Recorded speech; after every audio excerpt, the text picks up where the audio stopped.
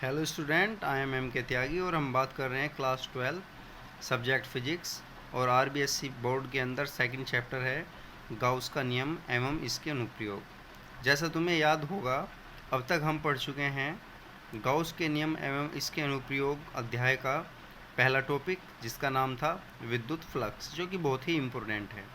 उसके बाद हमने पढ़ा आवेश घनत्व। तो एक बार हल्का सा पहले विद्युत फ्लक्स की डेफिनेशन मैं तुम्हें हल्का एक बार रिवाइज करा देता हूँ। विद्युत क्षेत्र में स्थित किसी तल से अभिलंबवत गुजरने वाली विद्युत बल रेखाओं की कुल संख्या को विद्युत फ्लक्स कहते हैं। इसे फाई ई से प्रदर्शित करते हैं और phi E is equal to E into D S cos theta, या फिर लिख सकते हो phi is equal to vector E into vector D S, जहाँ ई विद्युत क्षेत्र है और डी एस क्षेत्रफल सदिश है और थीटा विद्युत क्षेत्र और क्षेत्रफल सदिश डी एस के बीच का कोण होता है। फिर पढ़ा था हमने आवेश घनत्व, और जैसा तुम्हें याद होगा आवेश घनत्व तीन प्रकार के थे: रेखीय आवेश घनत्व, आयतन आवेश घनत्व और क्षेत्रीय आवेश घनत्व। रेखीय आवेश घनत्व क्या था? प्रति एकांक लंबाई पर उपस्थित आवेश को रेखीय आवेश घनत्व कहते हैं, ठीक है। और पृष्ठीय आवेश घनत्व क्या था? प्रति एकांक क्षेत्रफल पर उपस्थित आवेश को पृष्ठीय आवेश घनत्व कहते हैं। इसे सिग्मा से प्रदर्शित करते हैं। रेखीय आवेश घनत्व को लैम्डा से प्रदर्शित करते थे, जिसका फॉर्मूला था lambda is equal to Q upon L. इसी प्रकार क्षेत्रीय आवेश घनत्व को जैसा सिग्मा से प्रदर्शित करते हैं, इसका फॉर्मूला हो गया था क्यू अपॉन ए। और जैसा मैंने तुम्हें भी बताया, तीसरा था आयतन आवेश घनत्व, जिसकी डेफिनेशन थी प्रति एकांक आयतन पर उपस्थित आवेश को हम आयतन आवेश घनत्व कहते हैं। इसे रो से प्रदर्शित करते हैं। रो इज इक्वल टू हो गया क्यू अपॉन वी।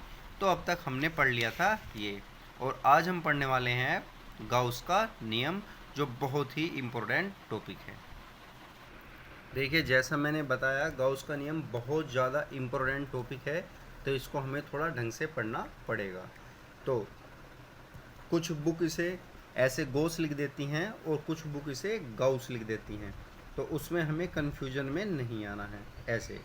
ऐसे गाउस भी लिख देती हैं। तो सबसे पहले हम नियम देखते हैं, इसका स्टेटमेंट क्या है, फिर इसका पोस्टमार्टम करने वाले हैं। तो देखिए, इस नियम के अनुसार विद्युत क्षेत्र में स्थित किसी काल्पनिक बंद पृष्ठ से संबद्ध कुल विद्युत फ्लक्स उस पृष्ठ द्वारा परिबद्ध कुल आवेश का 1/ε गुना होता है। तो आई रिपीट अगेन, विद्युत क्षेत्र में स्थित किसी काल्पनिक बंद पृष्ठ से संबद्ध कुल विद्युत फ्लक्स, अर्थात विद्युत फ्लक्स को हम फाई से प्रदर्शित करते हैं, तो कुल विद्युत फ्लक्स जो होगा वो उस बंद पृष्ठ के द्वारा परिबद्ध आवेश का 1/ε गुना होगा। ओके, ये हो गया हमारा गाउस का नियम। चाहे तो अगर तुम्हें सिर्फ ये याद ही करना है तो यहाँ पर हमारा गाउस का नियम समाप्त हो चुका है, लेकिन जैसे मैंने कहा, अब इसका हमें पोस्टमार्टम करना है, इसको ढंग से पढ़ना है, देखना है इसकी क्या बारीकियाँ हैं। तो देखिए क्या है विद्युत क्षेत्र में स्थित।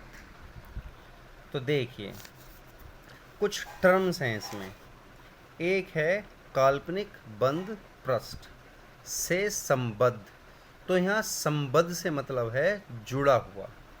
काल्पनिक बंद पृष्ठ। अब ये काल्पनिक बंद पृष्ठ क्या है? देखिए, एक कोई भी पृष्ठ खींच दीजिए, कैसा भी, यादृच्छिक आकृति का, रैंडम जिसका साइज है, कैसा भी, तुमने कोई भी एक पृष्ठ खींच दिया है, ठीक है।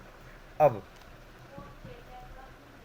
देखो, जैसे तुम इतना जानते हो, जैसे ये कोई आवेश है, ओके, और मान लीजिए धनावेश है, पॉजिटिव चार्ज है, तो तुम्हें पता है इससे बल रेखाएं गुजरेंगी, ऐसे इससे बल रेखाएं होकर जाती हैं बाहर की ओर, और अगर ये ऋणावेश है तो इससे अंदर की ओर होकर जाएंगी। क्लियर हो गई बात? अब अगर मैं किसी आवेश को इसके भीतर रख देता हूँ यहाँ, तो ये बल रेखाएं इस पृष्ठ को भी पार करके जाएंगी, कुछ ऐसा, ठीक है। ये बल रेखाएं इस पृष्ठ को भी पार करके जाएंगी, ओके। और विद्युत फ्लक्स क्या कहता है? विद्युत फ्लक्स की परिभाषा क्या है? जैसा मैंने अभी तुम्हें थोड़ी देर पहले बताया कि किसी पृष्ठ से होकर गुजरने वाली बल रेखाओं की संख्या। तो देखिए 1 2 3 4 5 6, मैं सिर्फ उदाहरण के लिए बता रहा हूँ। तो हमारे हिसाब से यानी कि विद्युत फ्लक्स की परिभाषा से फाई का मान हो गया 6। क्लियर हो गई बात। लेकिन गॉस का नियम क्या कहता है कि इससे गुजरने वाला जो विद्युत फ्लक्स होगा वो यानी कि फाई ही कितना होगा, जितना इस पृष्ठ ने आवेश को परिबद्ध किया हुआ है कितना है। मान लीजिए शायद ये 2 कूलाम हो, तो 2 कूलाम बटे epsilon not. Clear, I hope बात समझ में आ गई होगी।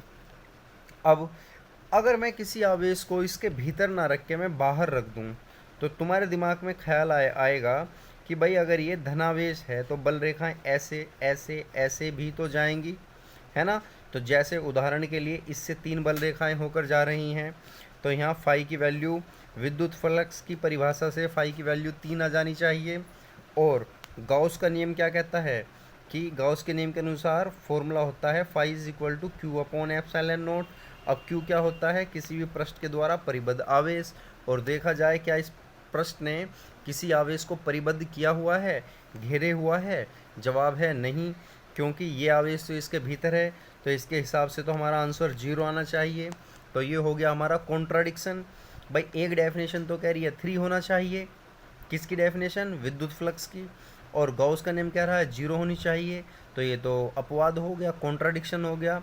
लेकिन हम गलत हैं, ये चीज़ बिल्कुल गलत है, क्योंकि अगर ये 3 बल रेखाएं इसमें प्रवेश करेंगी तो 3 बल रेखाएं बाहर भी निकलेंगी, और प्रवेश करने वाली बल रेखाओं को हम ऋणात्मक लिया करते हैं और बाहर जाने वाली को धनात्मक लिया करते हैं।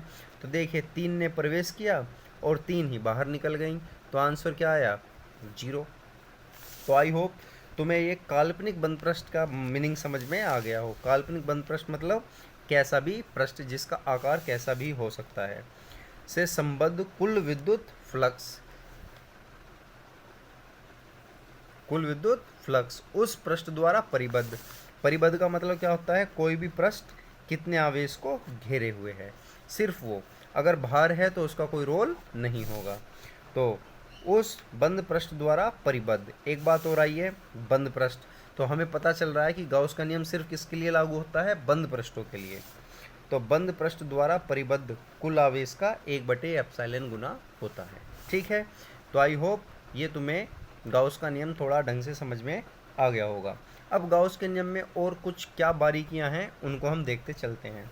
देखिए पहली बात तो है क्यों ना लिख के सिग्मा क्यू लिख दीजिए, यानी कि पृष्ठ के द्वारा घेरा गया कुल आवेश। और एप्सिलॉन नॉट को तुम जानते ही हो, यह है निर्वात की विद्युतशीलता। ठीक है, तो देखिए एक नया स्टेप है। यदि बंद पृष्ठ जैसा कि ऊपर यहाँ वायु में रखा था ये, अगर ये पृष्ठ वायु या निर्वात के स्थान पर किसी परावैद्युत माध्यम में रखा हो, तब फॉर्मूला बन जाएगा phi is equal to sigma Q upon epsilon naught, sorry epsilon, जहाँ एप्सिलॉन माध्यम की विद्युतशीलता है और यहाँ एप्सिलॉन नॉट निर्वात की विद्युतशीलता है। हम इसे एक तरीके से और भी लिख सकते हैं, जैसा तुम जानते हो ये vector E into D S भी होता है, जैसा हम जानते हैं विद्युत फ्लक्स की परिभाषा से, और इसको तुम sigma Q upon epsilon not भी लिख सकते हो। ठीक है, तो गॉस के नियम से जुड़ी हुई और क्या बातें हैं वो देखते हैं नेक्स्ट। तो देखिए एक बात तो तुम्हें याद रखनी पड़ेगी, गॉस के नियम में चयनित पृष्ठ को गॉसियन पृष्ठ कहते हैं। जो हम बार बार कह रहे हैं ना, किसी काल्पनिक बंद पृष्ठ से गुजरने वाली काल्पनिक बंद पृष्ठ से संबद्ध, यही काल्पनिक बंद पृष्ठ जो होगा इसी को हम क्या बोलने वाले हैं, गॉसियन पृष्ठ। और गॉसियन पृष्ठ को पूरा डिटेल में पढ़ने के लिए हमें एक नए वीडियो की ज़रूरत पड़ेगी, क्योंकि बहुत ही इम्पोर्टेंट टॉपिक है।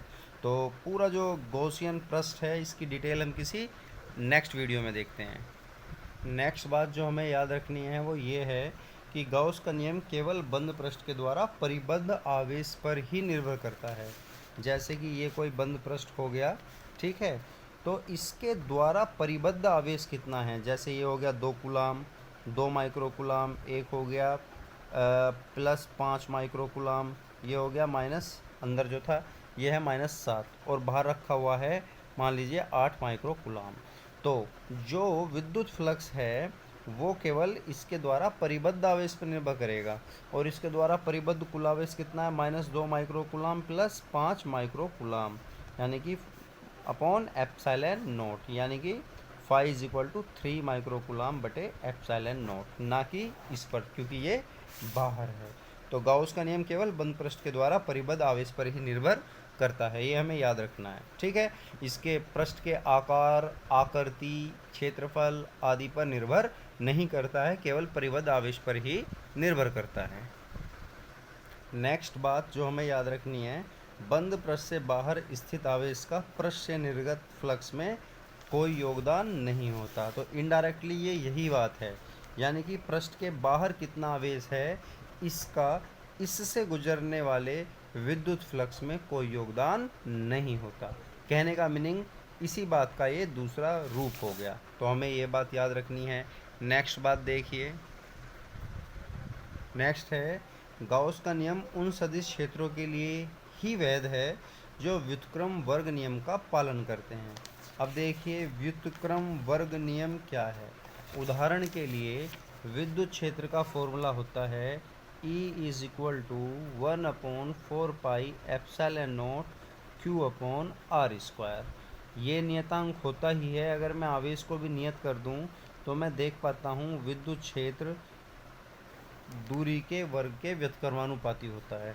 तो विद्युत क्षेत्र व्युत्क्रम वर्ग नियम का पालन करता है, इसीलिए इस नियम का यानी कि गाउस के नियम का उपयोग किन क्षेत्रों के लिए, विद्युत, जैसे लिखा है ना उन सदिश क्षेत्रों के लिए, तो उन सदिश क्षेत्रों से मतलब क्या है, जैसे कि विद्युत क्षेत्र, क्योंकि विद्युत क्षेत्र वर्ग व्युत्क्रम नियम का पालन करता है। तो हमें ये बात याद रखनी है।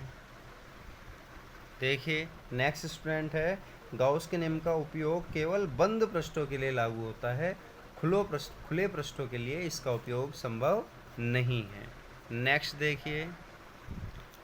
है देखिए, यदि किसी बंद पृष्ठ से संबद्ध कुल आवेश शून्य है तो पृष्ठ से बद्ध कुल फ्लक्स सदैव शून्य ही होगा, चाहे ये पृष्ठ किसी भी प्रकार के विद्युत क्षेत्र में ही क्यों ना स्थित हो, चाहे विद्युत क्षेत्र समान हो, असमान हो, प्रबल हो, दुर्बल हो। अब इस बात का कोई अर्थ नहीं रह जाता, क्योंकि पृष्ठ द्वारा परिबद्ध कुल आवेश शून्य है। तो देखिए ये था हमारा एक गाउस का नियम। बोर्ड में अगर तुम्हें सिर्फ याद ही करना है तो उसके लिए हमारी 3-4 लाइन है और ये 2 फॉर्मूले याद करने हैं, बात ख़त्म। अगर सिर्फ गाउस का नियम पूछा जाता है तो हमारी कहानी सिर्फ यहीं ख़त्म हो जाती है। लेकिन अगर तुम इसे पूरा डिटेल में थोड़ा समझना चाहते हो तो जो मैंने बताया उसके लिए तुम उसकी पूरी वीडियो देखिए। कोई डाउट होता है तो कमेंट बॉक्स में जाकर बताइए, क्योंकि ये थोड़ा टेक्निकल है। और अगर तुम्हें गाउस का नियम समझ में नहीं आएगा तो आने वाले इसके अनुप्रयोग हमें मुश्किल में डाल देंगे, और जो गाउस के नियम के अनुप्रयोग हैं उनमें से एक क्वेश्चन बोर्ड एग्ज़ाम में ज़रूर आता है। तो आई होप ये वीडियो तुम्हें कुछ समझ में, इस वीडियो से कुछ गाउस का नियम जो है हमें थोड़ा बहुत समझ में आया होगा, और बाकी अपनी बुक रेफ़र कीजिए, उनको पढ़िए। Okay student, bye.